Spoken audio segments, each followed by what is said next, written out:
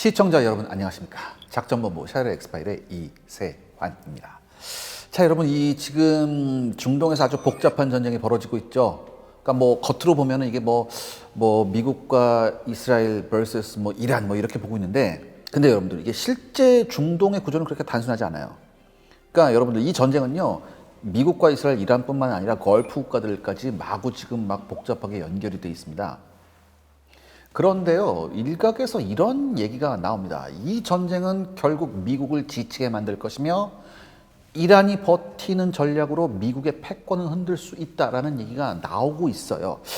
이런 얘기는 어디까지가 맞는 얘기일까요?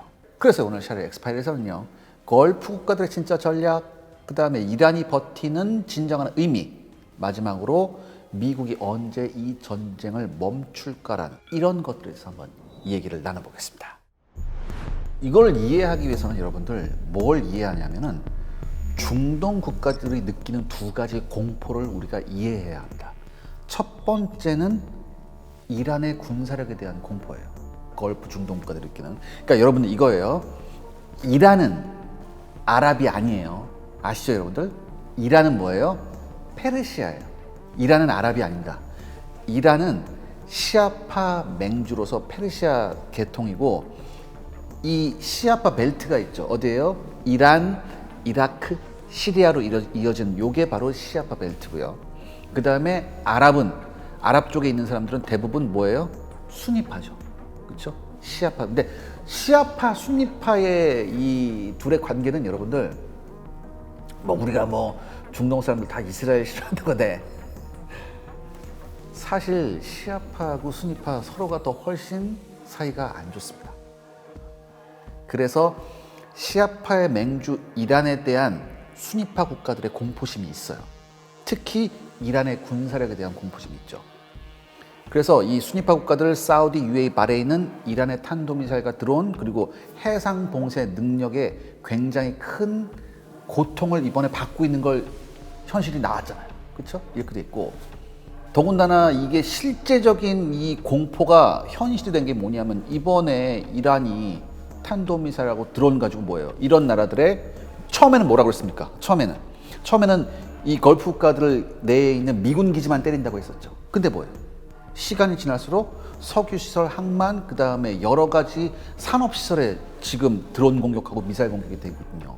특히 UAE나 사우디는 후티 반군, 즉 이란의 지원을 받는 후티 반군의 탄도미사일 공격을 받은 경험이 이미 있어요. 그렇기 때문에 이란의 군사력에 대한 공포심이 있습니다. 쉽게 말해서 이 걸프 국가들은요, 이스라엘보다 이란이 훨씬 더 무서운 존재라는 걸 이미 알고 있었어요. 두 번째 공포는 뭐냐? 미국과 이란의 전쟁, 혹은 이스라엘과 이란의 전쟁에 걸프 국가들이 말려드는 거예요. 이걸 무서워야 한단 말이에요. 네. 그러니까 여러분들, 이번 전쟁에서도 이란이 누구한테 보복을 했어요? 걸프 국가들한테 보복했고. 왜? 이란이 미 본토에 실제로 보복할 방법이 없잖아요. 이스라엘은 그나마 하더라도. 그렇기 때문에 걸프 국가들의 내에 있는 미군 기지를 공격한다는 빌미를 삼아서 여기를 지금 치고 있는 겁니다. 그래서 걸프 국가들이 겉으로는 어떻게 생각합니까? 겉으로는 우리는 전쟁에 참여하지 않는다, 우리 영토를 공격 기지로 쓰지 말라, 이렇게 얘기를 해요. 하지만 뒤에서는 뭡니까? 결국은 어디에 기댈 수밖에 없어요? 방공 능력, 그 다음에 정보 공유, 그 다음에 미사일 날라오는 거, 이런 것들 뭐예요? 결국은 뭐예요? 이런 걸프 국가들이 미국한테 의존할 수밖에 없는 이런 구조가 되어 있습니다. 즉, 걸프 국가들은 두 개의 목표가 있죠. 첫 번째, 이란의 군사력을 억제하는 것. 그렇기 때문에 이걸 위해서는 미국과 협력을 계속 유지해야 하고요. 그 다음에 두 번째는 뭐예요? 이란의 직접 보복을 피하는 것. 그렇기 때문에 어떻게 해요? 공개적으로는 미국의 전쟁에 참여하지 않는 거죠. 사실 능력도 없잖아요. 스탠드오프 공격 능력이 없는데 뭘 어떻게 하겠다는 거예요, 얘네가. 스텔스기도 없는데 뭘 할 수가 없어요. 그렇기 때문에 지금 이 걸프 국가들은 미국의 전쟁에 참여하지 않는 모습을 보이고 있는 거죠. 이것 때문에 실제 우리가 중동 구조로 흔히 얘기하는 뭐 이스라엘 vs 이란, 미국 vs 이란, 이게 아니에요. 이게 하나의 축만 있는 게 아니라 지금 중동에선 여러 가지 축이 동시다발적으로 지금 역학관계를 지금 맺고 있는 거, 형성하고 있는 거예요. 그렇기 때문에 이런 복잡한 역학 관계를 최대한 단순화하면은 세 가지 축으로 볼 수 있습니다. 첫 번째는 이란의 지역 패권 전략이죠. 뭘 통해서? 탄도미사일과 드론, 그 다음에 친이란 세력. 누구예요? 헤즈볼라, 후티 반군, 이라크 내에 있는 뭐예요? 이란, 그 친이란 민병대. 제가 말씀드렸죠? 이란이 가장 잘 쓰는 것 중에 하나가 뭐다? 대리 세력을 이용하는 거다. 이번에도 그게 나타나잖아요. 그 다음에 두 번째 축은 뭐냐면은 이스라엘의 대이란 군사 대응입니다. 그러니까 이스라엘의 대이란 군사 대응은 두 가지밖에 없어요. 첫 번째 뭐예요? 가장 중요한 거. 이란의 핵 능력을 제거하는 거. 두 번째 뭐예요? 이란 수뇌부 참수하는 거. 요 두 가지입니다. 그 다음에 세 번째는 제가 아까 말씀드렸던 걸프 국가들이 기필코 극구 이란과의 전쟁에 휘말리지 않는 거. 이걸 위해서 굉장히 애쓰는 거. 요 세 가지 축이 있다고 보시면 됩니다. 그래서요, 걸프 국가들은 지금 미국의 전쟁 동맹이라기보다는 뭡니까? 미국의 방패 아래, 미국의 우산 아래에 있는 국가들. 이렇게 생각하는 게 저는 맞다고 봅니다. 이스라엘 입장에서 보면요. 이스라엘 입장에서 보면 이란한테 결정타를 날리기 위해서는 반드시 누가 필요합니까? 미국이 필요해요. 그래서 이런 말 있잖아요. 네타냐후가 트럼프를 꼬셨다. 이런 얘기가 있잖아요. 그 다음에 걸프 국가들은 제가 방금 말씀드렸듯이 방어를 하기 위해서, 방어 체계를 원활하게 가동하기 위해서도 역시 미국이 필요한 겁니다. 근데 이 두 지역 모두, 이스라엘하고 이 걸프 국가 둘 모두 미국을 필요로 하지만 의존하는 이유와 방식이 서로 다른 게 문제죠. 그렇죠? 먼저 이스라엘은 뭐예요? 중동에서 가장 강한 군사력을 가진 나라 중에 하나예요. 그러니까 공군 전력, 정밀 타격 능력, 그 다음에 휴민트를 이용한 전복 능력은 뭐 타의 충을 부려하죠. 이 중동 지역에서. 그래서 이스라엘은 이란을 직접 공격하는 것 자체도 사실 혼자 할 수 있어요. 작년에 그랬었잖아. 작년에 이란하고 한번 맞짱 떴었잖아요. 그렇죠? 그래서 이스라엘이 이때 뭐 혁명수비대 기지나 뭐 군사 시설이나 뭐 여러 가지 뭐 미사일기나 이런 거 막 때렸어. 뭐 방공수를 때렸는데, 하지만 문제는 뭐냐? 이스라엘의 최종 목표가 뭐라고 그랬죠? 이란의 핵시설 제거예요. 그럼 이 이란의 핵시설을 제거하기 위해서는 뭐가 필요해요? 미국의 힘이 필요해요. 왜냐? 이란이 핵시설을 산 아래에 파고 굉장히 깊게 파고 여기다 시설을 만들었거든요. 이걸 파괴하려면 뭐예요? 미국의 벙커버스터 능력이 필요해요. 그리고 미국의 벙커버스터 능력, 어떤 능력? 몰래 가서 떨어뜨리는 능력이 필요해요. 이걸 하기 위해서는 미국의 스텔스 전략자산, 폭격기 전략자산과 그 벙커버스터가 반드시 필요합니다. 그래서 군사적으로 보면 이스라엘은 이 전쟁을 시작할 수 있지만, 시작할 능력은 충분해요. 그리고 참수작전도 할 수 있습니다. 하지만 중요한 건 이 전쟁을 원하는 대로 끝내기 위해서 뭐가 필요하다? 미국의 힘이 필요한 거예요. 그럼 이제 이스라엘 봤으니까 이제 걸프 국가도 한번 봐야 됩니다. 이런 나라들은요, 이번에 이란의 공격을 경험하면서 다층 방공망이 얼마나 중요하구나, 이거를 새삼 느꼈을 거예요. 지금 이 방공 시스템을 이런 나라들이 사실 미국제를 많이 사기는 했어요. 많이 사기는 했는데, 중요한 게 뭐냐면은 이 시스템의 핵심이 여전히 미국 중심으로 연결되어 있다는 겁니다. 예를 들어서 패트리엇 미사일, 그 다음에 조기경보 레이더, 위성정보, 통합지휘 시스템, 이걸 전부 다 누가 해줘요? 미국이 해주는 거예요. 미국이 해주고 미국제 네트워크로 연결되어 있어요. 미국제 네트워크가 연결되어 있고 이걸 미국이 주도적으로 운용할 때 그 효과가 가장 크거든요. 그래서 이 걸프 국가들은 단순히 방공무기를 미국제에서 사는 게 이게 문제가 아니라 미국이 함께 있어야 완전히 작동하는 구조예요, 이게. 그런데 제가 뭐라고 그랬어요? 걸프 국가의 딜레마가 있다고 그랬죠. 제가 뭐예요? 미국은 필요한데 그렇다고 미국이 일으키는 전쟁에 휘말려 들어서는 또 안 되는 거야. 여기에 모순이 있다는 거죠. 그러니까 현실적으로 이건 뭐 때문이냐? 제가 거듭거듭 말씀드리지만 이 걸프 국가들은 뭐가 없냐 하면은 이란을 공격할 능력이 아예 없어요. 이게 바로 문제예요. 제가 말씀드렸잖아요. 여러분들, 만약에 이런 걸프 국가들이 무기를 수입하든 자체 역량을 개발하든 어떤 형태로든 이란을 단독으로 타격할 능력, 그러니까 이란하고 전쟁에서 이길 능력이 아니라 이란을 타격할 능력, 즉 이란한테 어떠한 형태로도 고통을 줄 능력이 있었다면 과연 이번에 이란이 이렇게 마구잡이로 이 걸프 국가들을 공격할 수 있었을까?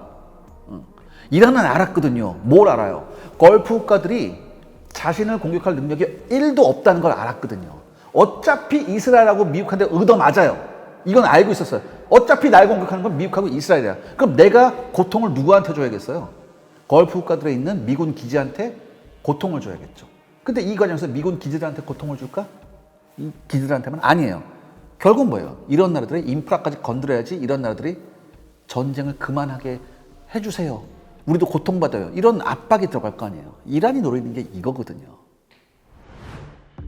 이란이 이런 걸 모두 예상하고 옛날부터 계획하고 있었다기보다는 옛날부터 준비하고 있었다는 게 맞습니다. 지금 이란의 전략이 뭐예요? 이기는 전쟁이에요? 여러분 이거 이란이 이기는 것 같아요? 제가 여러분 명쾌하게 물어볼게요. 지금 여러분 전쟁에 이란이 이기는 것 같아요? 지금 여러분 이란 지도 놓고서 여러분 여러분 저기 인터넷 들어가시면 사설 위성 있어요. 한 5달러만 내면 볼 수 있는 거 있거든요. 10달러, 5달러만 내면 볼 수. 그거 가지고 이란 테헤란 한번 이렇게 보세요. 어떤 장면이 곳곳에서 연기나고 난리 났어요, 지금. 지금 이란은 계속해서 어마어마하게 두들겨 맞고 있거든요. 그래서 지금 이란의 전략은 이기는 전쟁이 아니라 지지 않는 전쟁이에요. 이게 계획이 아니라 지난 20년 동안 미국과 직접 싸우는 대신에 비대칭 전략을 차근차근 준비했어요. 이란이. 핵심은 세 가지죠. 첫 번째 뭐냐면은 산악 지형하고 지하 시설에 미사일과 드론을 갖다 넣는 거예요. 그래서 산 속에다 터널 만들고 지하기지 만들고 이른바 뭐예요? 그들이 말하는 미사일 시티를 구축하는 거였어요. 산 속에다가. 그래서 잘 안 보이게. 그래서 계속 지금 간헐적으로 날라오는 게 드론하고 미사일 날라오는 게 여기서 날라오거든요. 아니면 이동식, 아주 잘 숨기는 이동식 갖고 있거든요. 이것도 지금 다 잡고 있기 때문에 전쟁 초반보다 지금 이란이 뭐예요? 공격 빈도가 뭐예요? 10분의 1로 줄었잖아요. 지금 미국하고 그래서 이스라엘은 모든 공중자산을 다 동원해서 나머지 있는 거 찾으려고 지금 샅샅이 찾고 있고, 그래서 지금 계속해서 샅샅이 찾고 이런 게 시간이 많이 걸리니까 계속 전쟁이 길어지는 거거든. 그러니까 이런 시설들은 한 번의 공습으로 싹 정리하는 게 힘들어요. 그래서 지금 계속해서 전쟁이 길어지고 있는 겁니다. 이거 하나하나 찾아서 파괴해야 되니까. 두 번째 뭐냐면 대량의 탄도미사일과 드론으로 포화 공격을 하면서 버티는 거죠. 싱크탱크의 분석에 따르면 일단은 이란은 적어도 3,000기 이상의 탄도미사일, 6,000기 이상의 공격용 드론을 보유하고 있습니다. 이거를 지금 쏟아붓고 있어요. 쏟아붓고 있는데 하지만 최초보다는 줄어들었죠. 왜? 두 가지가 있죠. 첫 번째, 일단 처음에 공격할 때 생각보다 많은 탄도미사일과 뭘 썼어요? 드론을 썼습니다. 그래서 막기 힘들었죠. 지금 간헐적으로 걸프 국가들의 공격받는다는 얘기가 나오지만 예전보다 훨씬 빈도가 줄었어요. 그 다음에 또 여러분 이게 있죠. 만약에 초반에 걸프 국가들이 방공자산을 동원하지 않고 그대로 이란이 때리는 거 다 두드려 맞았다면 지금 어떻게 됐을까요? 국가의 모든 기관시설, 산업시설, 정유시설, 석유시설이 다 완전히 무력화됐을 거예요. 어마어마한 피해가 났을걸요. 그런데 이 방공 시스템으로 막았다는 얘기예요. 막고 나서 보니까 재고가 없으니까 지금 우리나라에서 들여오고 막 이렇게 되는 거죠. 그렇죠? 그러니까 이 방공 시스템이 제 역할을 한 거예요, 여러분들. 엄청난 역할을 한 겁니다.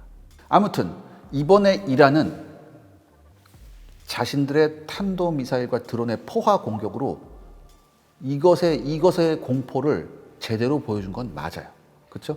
하지만 시간이 갈수록 그 능력이 떨어지고 있는 것도 사실입니다. 이거를 생각을 안 하죠. 왜? 대부분의 언론은 뭘 강조해야 돼요? 어디에 미사일이 떨어져서 뭐가 폭파됐다, 뭐가 됐다, 피를 떨어다. 여기에 포커스를 두지 예전보다는 이란의 공격 능력이 얼만큼 줄어들고 그 이유가 뭐냐에 대한 얘기는 안 해요. 그리고 세 번째, 지금 전쟁이 아주 묘한 소모전 형태로 가고 있습니다. 그러니까 지금 이란은 간헐적인 탄도미사일과 드론 공격으로 버티고 있다는 거죠. 그리고 쉽게 말해서 이란은요, 우리가 상대를 완전히 이길 수는 없지만 상대가 빨리 끝나지도 못하게 한다. 이 전략이에요. 그런데 여기서 중요한 건 버티는 건 승리와는 별개의 문제입니다. 왜? 여러분 버티는 게 전쟁에서 버틴다는 건 어떤 의미일까요? 전쟁에서 버틴다는 거. 그만큼 뭘 버티느냐?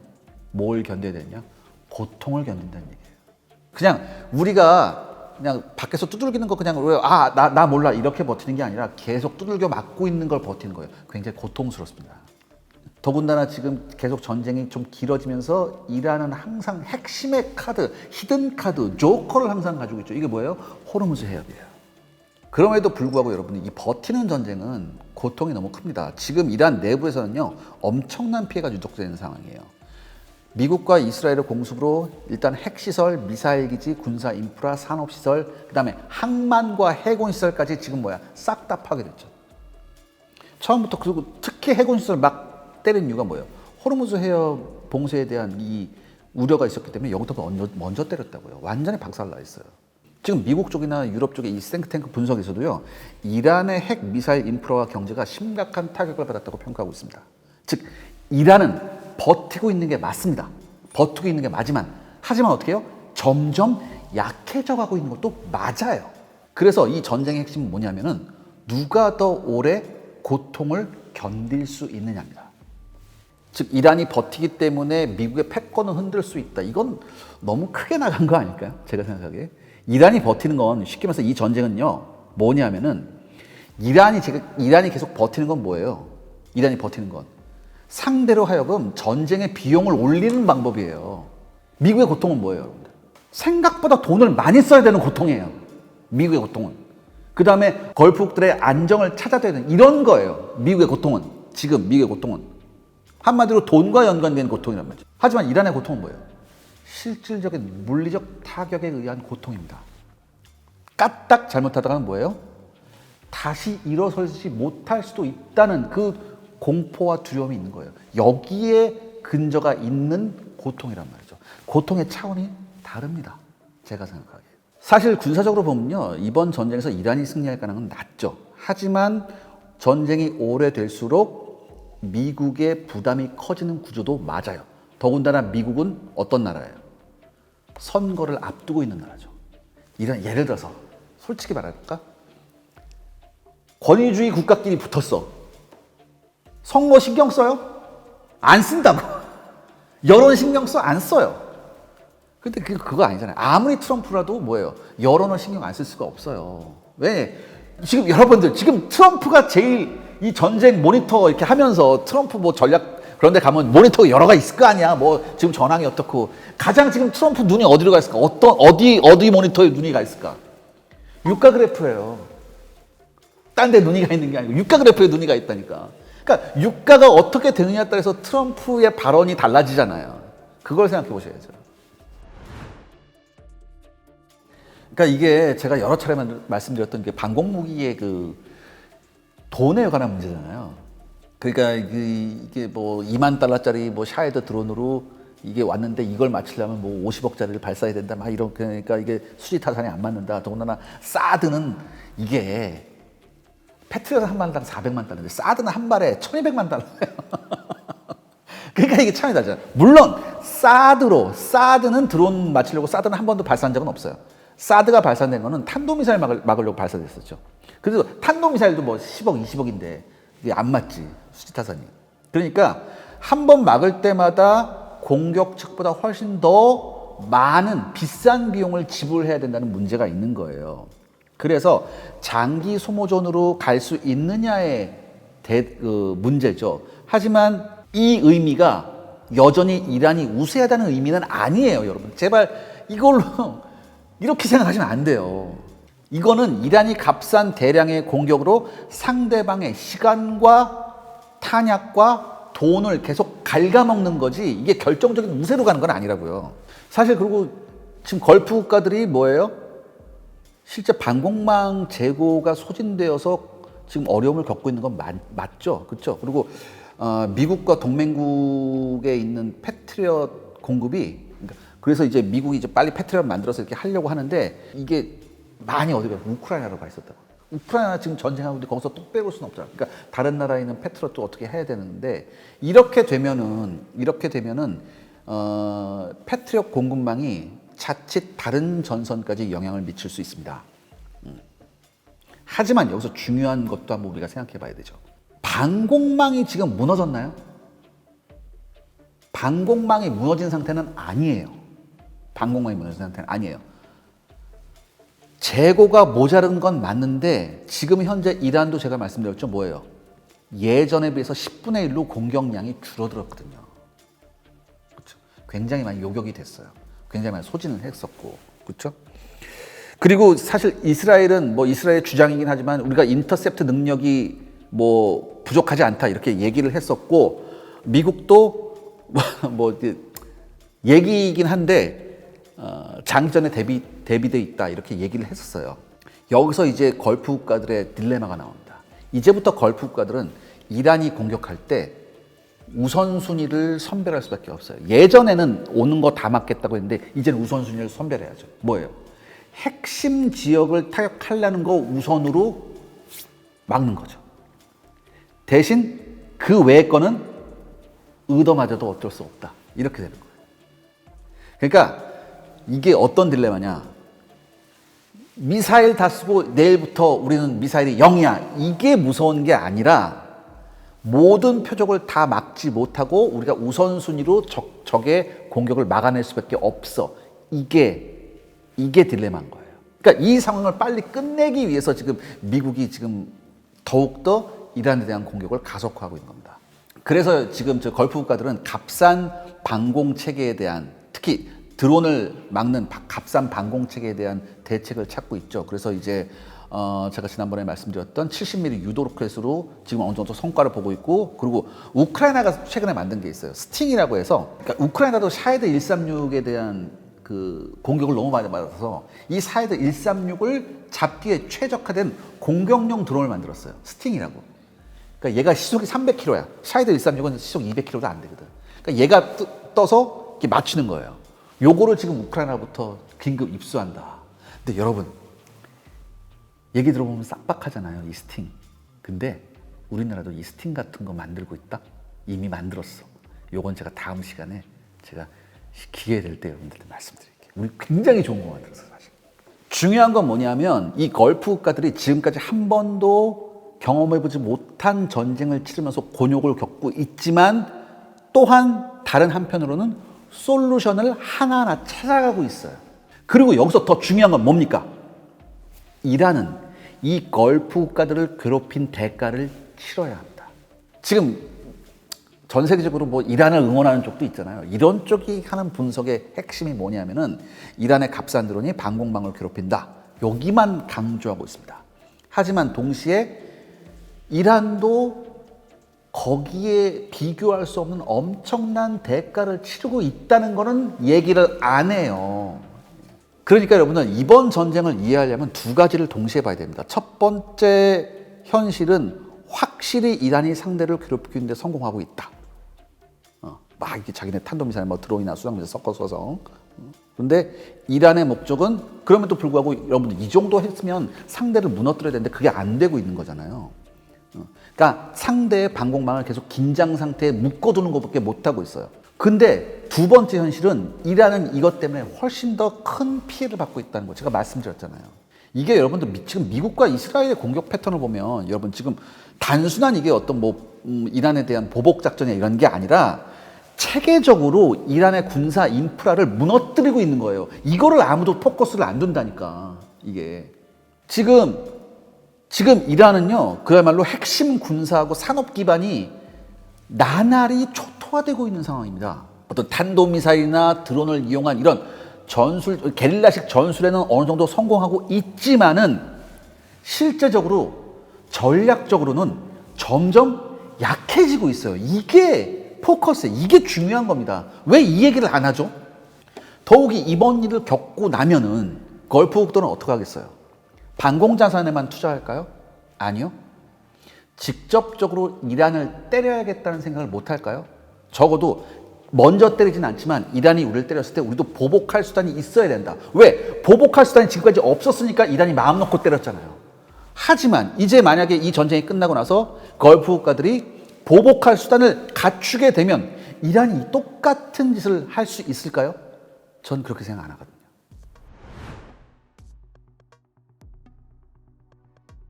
이번 전쟁 초반에 제가 호르무즈 얘기를 하면서 제가 여러 대담이나서 엑스파일에서 제가 말씀드렸죠. 이란이 호르무즈 해협을 괴롭히는 가장 좋은 방법이 기뢰라고 제가 이미 말씀드렸었습니다. 왜냐하면 잠수함에서도 기뢰를 발사할 수 있거든요. 그래서 기뢰는 한번 이렇게 해놓으면 이거 제거하는 게 굉장히 힘들어요. 이게 그리고 기뢰를 제거하기 위해서는 두 가지 방법이 있습니다. 이거 소해 헬리콥터나 소해 정을 파견해서 배를 파견해서 이 기뢰를 제거해야 되는데 이게 시간도 많이 걸리고 그리고 소해정은요 여러분들 크기가 작아요. 그래서 연안에서만 작전할 수 있어요. 그래서 보통 1000톤 이하예요. 1000톤 이하의 작은 거나. 자, 근데 걸프 주변 국가에 소해정이 있는 나라가 별로 없어요. 그러면은 지금 미국 이러잖아요. 야, 너네도 야, 한국, 일본, 호주, 영국 너네들 와서 우리 도와줄 거냐 이러잖아요. 그래서 소해정 파견해달라 이렇게 뭐 이렇게 배 파견해서 호르무즈 지켜라. 뭐 정치적인 거 떠나서 제가 군사적인 거 한번 보겠습니다. 소해정은 제가 말씀드렸잖아요. 1000톤 이하라고. 그러면요, 만약에 우리나라도 소해정이 있거든요. 우리나라에서 소해정이 출발해서 호르무즈 해협까지 가야 돼요. 대양을 건너야 되거든요. 1000톤 이하가 대양을 건너야 된다? 쉽지 않습니다. 굉장히 힘들어요, 여러분들. 엄청 힘들어요. 예전에 우리가 림팩 훈련할 때 우리나라 1200톤급 울산급 같은 거, 예전에 울산급 같은 거 간 적이 있었거든요. 그 하와이까지 갔다고. 1200톤짜리 하와이까지 갔는데 관계자들이 깜짝 놀라, 야, 1200톤짜리로 하와이까지 왔다고? 미친 거 아니니? 나 이랬다고. 그 정도로 1200톤짜리도 대양 건너기가 굉장히 위험한 겁니다. 그런데 1000톤 미만의 소해정이 거기까지 간다? 쉽지 않아요. 굉장히 쉽지 않습니다. 그럼 어쩔 수 없이 헬리콥터를 이용해서 이걸 해야 되는데 시간도 많이 걸리고 보통 구축하면 헬기 한 대 싫잖아요. 그럼 구축하면 몇 대 가야겠어요. 기뢰는 한 번 뿌리면 100단위를 뿌리는데. 그리고 지금 이란도 자기의 산소호흡기가 뭡니까? 이란도 결국은 뭘 팔아야 돼요? 원유를 팔아야 돼요. 그 이란산 원유를 사주는 나라가 중국이고요. 그런데 호르무즈가 완전 막히게 되면 이란도 곤란합니다. 돈이 있어야 될 거 아니에요. 지금은 버티고 있죠. 왜? 이미 몰래 내보낸 유조선들이 있거든요. 몰래 내보냈어요. 그래서 이게 몰래 나간 이란 국적의 유조선들이 몰래 나간 다음에 위성항법 장치 꺼요. 추적 못하게 위성항법 장치 끈 다음에 얘네가 어디로 가려면 말레이시아 앞바다로 가요. 말레이시아 앞바다에서 누굴 만나? 중국 유조선을 만나요. 여기서 해상에서 석유 바꿔버려요. 그러면 이 석유가 뭘로 세탁되느냐? 말레이시아산 석유로 원유로 세탁돼요. 그래서 얘가 어디로 가? 이 중국 배들이 중국 국영 정유소가 아닌 사설 민영 정유소로 가서 여기서 하역을 해요. 그리고 결제를 뭐로? 위안화로 해버린단 말이에요. 그럼 국제금융망에 추적하는 게 어느 정도 피할 수 있어요. 미국이 이거 모를까? 안단 말이야. 아는데 말레이시아 앞바다 가서 미국이 이걸 검색하고 그렇게 되고 해상 봉쇄해버려요. 이건 전쟁 행위거든. 그러니까 미국이 알면서 못한 거예요. 이렇게 떠 있는 배가 전쟁 전에 2억 배럴이 떠 있었어요, 바다에. 그러니까 이 대금이 지금 들어가고 있는 거라고요. 이 대금이 지금 이란으로 들어갔기 때문에, 위안화 결제된 대금이 들어가기 때문에 지금 이란이 버티고 있었죠. 솔직히 말해서 어느 정도 중국이 지금 이란한테 산소 호흡기를 대고 있는 건 맞아요. 중국도 석유 엄청 쓰는 나라인데 이게 다 소진되면 결국은 이란도 뭘 해야 됩니까? 원유를 팔아야 돼요. 그렇죠? 원유를 팔아야 돼요. 그리고 여러분 이게 있어요. 적어도 호르무즈 해협이 가장 문제잖아요. 사우디하고 UAE는 파이프가 있어요. 원유 수송 파이프가 있어서 사우디하고 UAE는 이걸 피해갈 수 있어요. 특히 사우디는 웨스트 이스트 파이프라고 해서 완전 홍해 쪽으로 나가는 파이프가 있어. 그 다음에 UAE는 호르무즈 해협을 지나서 하는 파이프가 있다고. 그래서 이 두 나라는 어느 정도 좀 버틸만 하지. 나머지는 뭐예요? 호르무즈 해협 안쪽에 있는 나라들, 쿠웨이트, 뭐 이런 나라들, 이라크, 쿠웨이트, 요 나라들은 호르무즈 해협을 지나가지 않고는 석유를 팔 방법이 없다는 얘기지. 그렇죠? 그래서 어떻게 석유 팔려면 이란 유조선이 딱 나오면 이란 유조선 뒤로 쫓아가는 거야. 호르무즈 해협 안쪽에서 원유를 싣고 나오던 애들 좀 피격당한 건 뭐냐면 다 이란 탱크 뒤로 따라가다가 늘릴 수밖에 없잖아. 그러니까 뭐예요? 드론 공격 받는 거예요.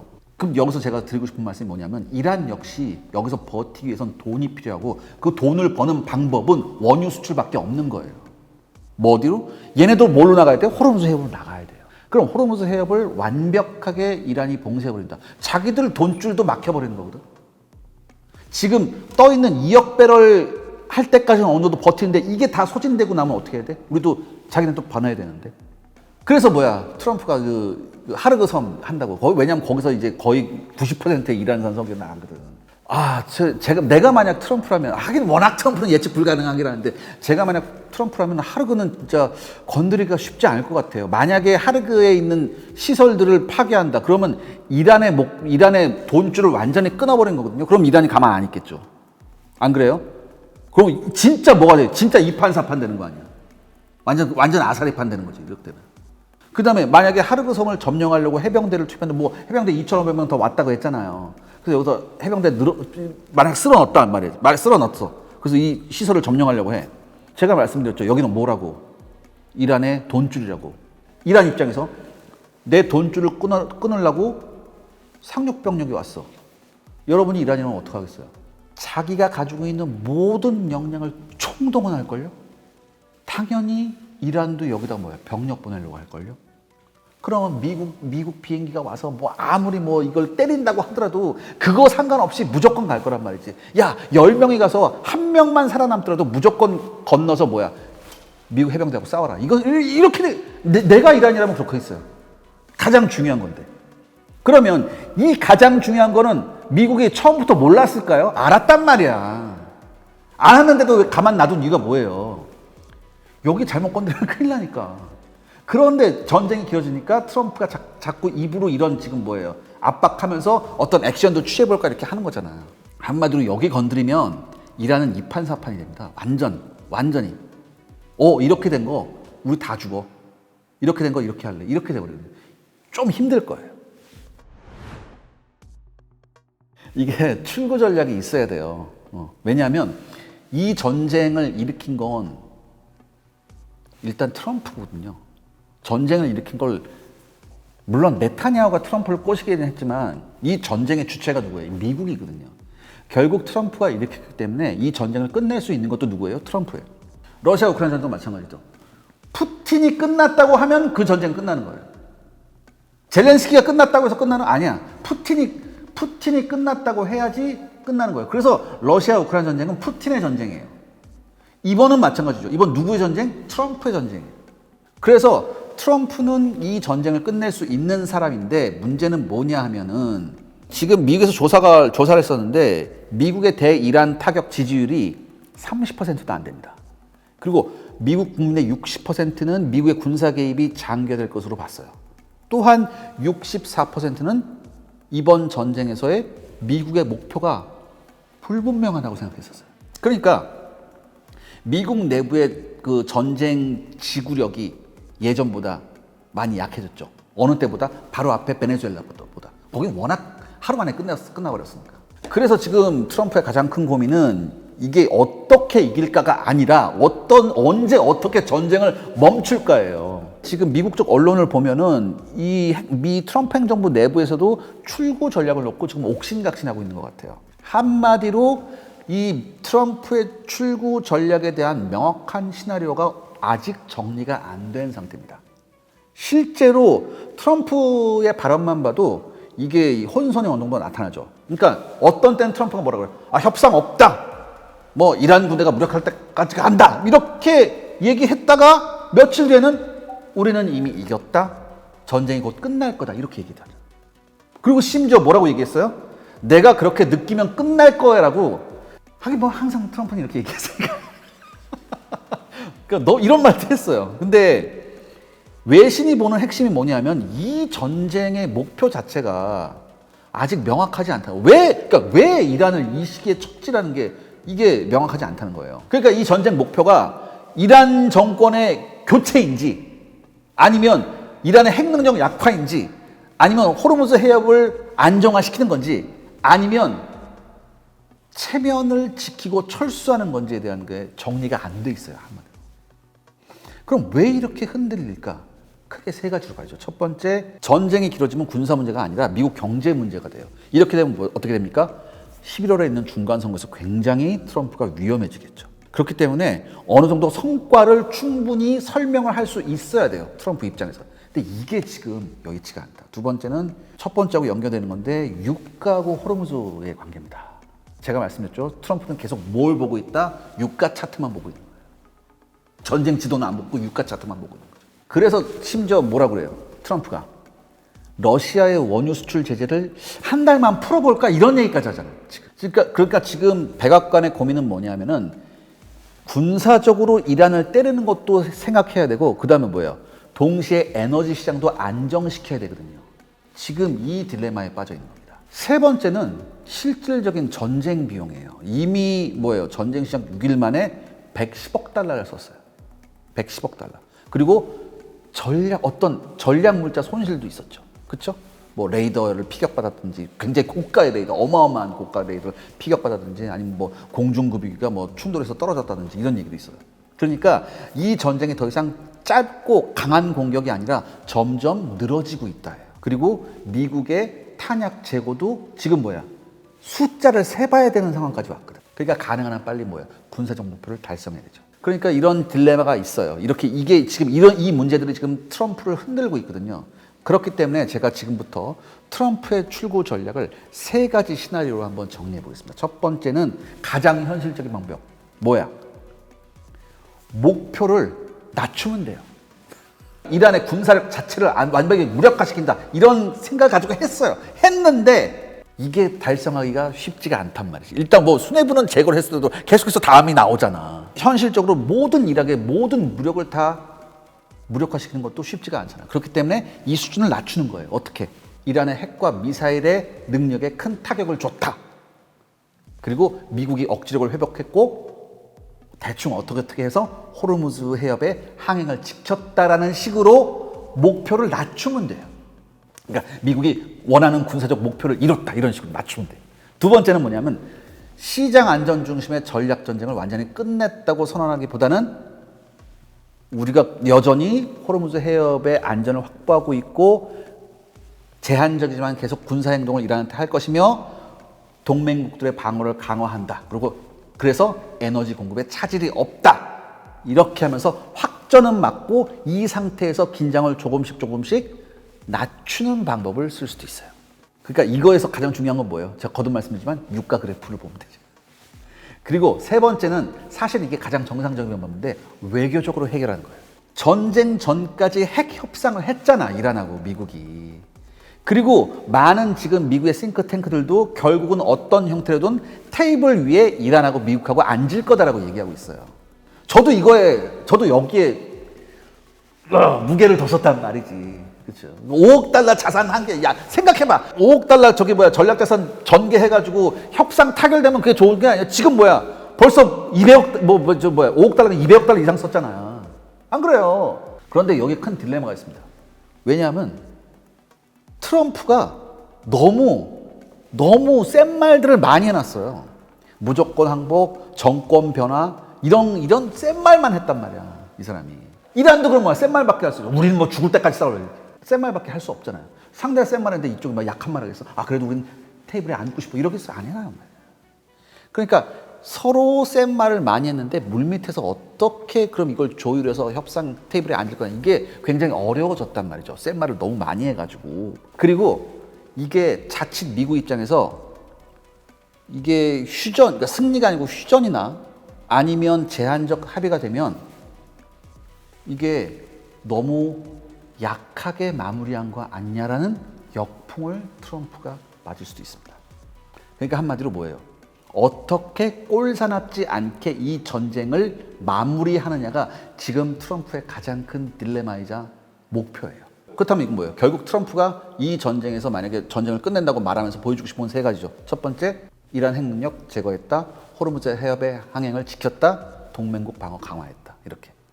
걸프 국가들이 이렇게 느낄까요? 근데 아무튼 이 세 가지가 맞춰지면은 언제라도 트럼프는 우리가 승리했다라고 말하면서 뭐예요? 전쟁을 끝낼 수 있습니다. 물론 이란은 또 자기네들이 이겼다고 했지. 그거하고는 이란 애들이 뭐라고 얘기한 거하고는 상관없어. 트럼프는 그렇게 할 겁니다. 그 다음에 한 가지 흥미로운 사실도 있죠. 이게 뭐냐면 여러분 솔직히 이런 생각 안 듭니까? 전쟁 초기에 이스라엘하고 미국이 지나치게 낙관적이었다는 생각 안 드세요? 그렇죠? 왜 그랬을까요? 아마 제 생각에는 지금 트럼프가 뭐라고 했어요? 전쟁하자마자 자기 트위터에 올렸잖아. 이란 사람들 하메네이 사진 태우면서 막 환호하고 이런 거 올렸었잖아. 여기에서 나타나는 게 뭐냐면 이란 내부의 반정부 움직임에 너무 많은 기대를 했던 거 아닐까. 이스라엘하고 미국이. 그런데 제가 이번 전쟁 초기부터, 전쟁 나기 전에부터 제가 시나리오 말씀드리면서 했던 말씀들 있죠. 절대 외부의 공격이 있었을 때 이란 사람들이 내부에서 부하내동 해가지고 내부 봉기를 일으켜서 이란 정권을 무너뜨린다, 이런 거 없을 거라고 제가 말씀드렸죠. 왜? 이란 사람들이 아무리 지금 정권이 있어도 외부의 공격에 부하내동할 사람들은 아니에요. 외부 공격에 오히려 뭉치고 저항할 사람들이지 이게 아니란 말이지. 이걸 너무 미국과 이스라엘이 낙관적으로 본 게 아니야. 그렇기 때문에 공격 결정을 너무 쉽게 내린 거 아니냐. 사실 근데 이스라엘이 미국을 꼬신 이유가 바로 그거겠죠. 작년 말부터 올 초까지 봉기가 일어나서 3만 명이 죽었다는데, 그 다음에 흉흉한데, 그렇다면 뭐예요? 이스라엘이 생각하기에 이란이 지금 그 어느 때보다 약한 상태다. 이때 기회를 놓치지 말고 때려야 된다라고 트럼프를 꼬셨겠죠. 그래서 트럼프가 전격적으로 공격했는데 생각한 이란 내부에서 봉기가 일어나지 않았습니다. 그래서 지금 트럼프는 굉장히 어려운 출구 전략을 찾아야 하는 딜레마에 빠진 게 아닌가, 전 이렇게 생각합니다. 지금 중동 전쟁을 보면요, 한 가지 분명한 사실이 있습니다. 분명히 상대를 괴롭힌 데는 성공했습니다. 하지만 또 하나의 현실도 존재하죠. 이란은 이미 너무 많은 것을 잃어버렸어요. 그리고 지금 계속해서 더욱더 이란은 약해지고 있습니다. 반면 미국은 이 전쟁을 어떻게 꼴사납지 않게 끝내야 하나, 이런 지금 딜레마도 가지고 있죠. 고민도 가지고 있습니다. 더군다나 시간이 가면 갈수록 동맹국들이 불편해하고 있어요. 아무리 트럼프가 다른 사람 눈치를 안 본다고 하더라도 유가 그래프가 자꾸 뛰기 시작하면 트럼프는 뭐예요? 동맹국들의 문제가 아니라 미국 내 자기 지지 세력이 자기를 비난할 수 있는 상황이거든요. 유가가 계속 뛰게 되면. 그렇죠? 그러니까 이 딜레마도 만만치 않다. 그러니까 여러분들, 이번 전쟁은요, 21세기 국제 질서의 균형이 어디로 움직일까에 대한 시험대가 되고 있습니다. 아마 이 시험대에서 트럼프가 어떤 모습을 보여주냐가 12월에 미국 중간선거에 굉장히 큰 영향을 끼칠 겁니다. 자, 여러분, 오늘 작전본부 샤레 엑스파일은 여기까지입니다. 다음 시간에 좀 더 재미있고 흥미로운 아이템으로 돌아오겠습니다. 감사합니다.